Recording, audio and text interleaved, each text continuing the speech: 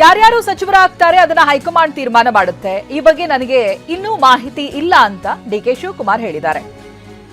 ಬೆಂಗಳೂರಲ್ಲಿ ನಿಯೋಜಿತ CM DK Shivakumar ಮಾಹಿತಿಯನ್ನ ಹಂಚಿಕೊಂಡಿದ್ದಾರೆ. ಯಾರ್ಯಾರು ಸಚಿವರಾಗ್ತಾರೆ ಅನ್ನೋದನ್ನ ಹೈಕಮಾಂಡ್ ನಿರ್ಧಾರ ಮಾಡಬೇಕಿದೆ.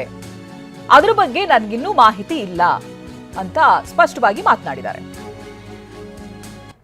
So will there be other people taking oath along with you as ministers? That I don't know. Whatever the party high command decided, it will be done. I don't want to comment on that. So will there be other people taking oath along with you as ministers? That I don't know. Whatever the party high command decided, it will be done. I don't want to comment on that.